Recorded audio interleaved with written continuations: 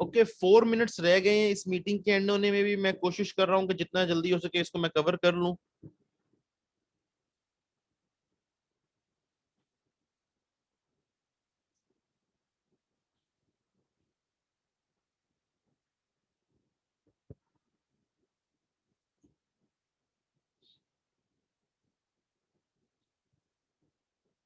अब जैसे हमने इसके अंदर ये चैप्टर में डिस्कस किया था लास्ट के अंदर के जी जो हरिकेन्स हैं वो बेसिकली अगर आप एक हरिकेन का फंक्शन समझें कि वो क्यों डिसिपेट हो जाता है क्रिएट होके, तो हरिकेन जो होते हैं वो अर्थ का जो टेम्परेचर डिफरेंस है उसको ठीक करने के लिए क्रिएट होते हैं। फॉर एग्जाम्पल इक्वेटर के ऊपर बहुत ज्यादा गर्म हवा है, वो जो राइज हो रही है जिसकी वजह से ये सारा गर्म हवा बढ़ी, और पोल्स के ऊपर ठंडी हवाएं, तो इस प्रेशर डिफरेंस को, इस टेम्परेचर डिफरेंस को सेटल कर देता है हरिकेन एक, ठीक है ना। इसको डिफरेंस को क्रिएट हेल्प करता है रिजॉल्व करने में।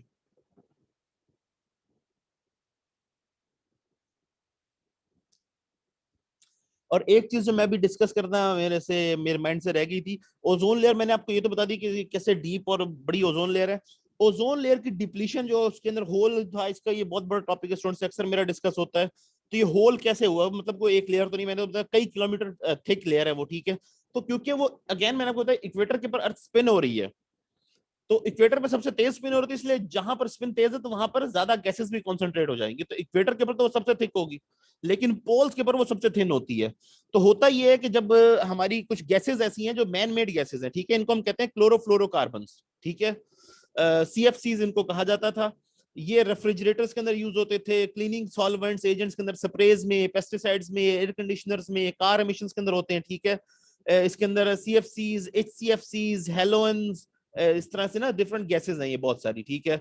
हाइड्रोक्लोरोफ्लोरोकार्बन हैं, इस तरह से हेलोइंस हैं, हेलोजेंस हैं, ये डिफरेंट गैसेस हैं, ठीक है, जो कि बेसिकली ओजोन की जो गैस है इसको डिस्ट्रॉय कर देती है, इसको खत्म कर देती है। अब ये मैन मेड गैस है, ये बेसिकली नेचर में एग्जिस्ट नहीं करती गैस। तो इस वजह से ये जो गैसेस थी ये रिलीज हो जाती थी जब ये, जैसे कि आपके एसी की गैस जो लीक हो जाती है, वो रेफ्रिजरेंट जो एसी के अंदर या फ्रिज के अंदर वो जब लीक हो जाता है वो बेसिकली एटमॉस्फेयर में उस लेवल पे जाके ऑक्सीजन जो ओजोन लेयर है उसको डिप्लीट कर होता है। इस तरह जो आपकी स्प्रेज होती हैं, जो डिओड्रेंट्स होते हैं, बॉडी स्प्रेज होती हैं, रूम फ्रेशनर्स होते हैं, इन सब के अंदर बेसिकली CFCs यूज किए जाते थे back in those days. 1990s के अंदर इसके ऊपर बैन लग गया था, तो जब से फ्लोरोफ्लोरोकार्बन की जगह हाइड्रोफ्लोरोकार्बन और इस तरह की और चीजें आ गई थी, लेकिन वो भी क्योंकि डेंजरस है अब उनको भी बैन किया जा रहा है। लेकिन वो CFC से कम डेंजरस थे, इसलिए उनको तब अलाउ किया गया था और CFC को बंद कर दिया गया था ताकि ओजोन लेयर जो है वो अपना डैमेज रिप्लेनिश कर सके। तो उसकी वजह से ये जो गैसेस होती थी ये सारी रिलीज होकर एटमॉस्फेयर के अंदर उस लेवल पे जाती थी, और वहां जाकर ये ओजोन जो थी वो गैस को डिस्ट्रॉय कर देती थी और वहां पर एक होल हो गया था, ठीक है। तो ये विंटर के अंदर ज्यादा हो जाता था इंटेंस, ठीक है। लेकिन वो जो, क्योंकि ये पोल्स के ऊपर होता है इसलिए ज्यादा यूवी रेडिएशन उन एरियाज के ऊपर नहीं पड़ती जहां पर ह्यूमन ज्यादा रहते हैं, क्योंकि पोल्स के ऊपर कम लोग रहते हैं, बहुत हार्डली कोई रहता होगा, बड़े दूर रहते हैं पोल से लोग। तो इसीलिए इसको अब रिप्लेनिश किया जा रहा है, और ये एक्सपेक्टेड है कि with in a few years और डेकेड्स ये ओजोन लेयर के जो होल्स हैं ये रिपेयर हो जाएंगे, क्योंकि अब गैसेस की जो ये रिलीज है ये कम हो रही है, ठीक है।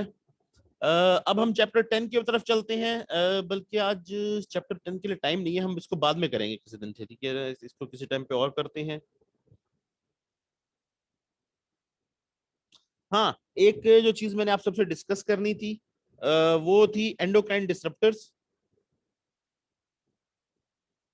मैंने आप सबको ये केस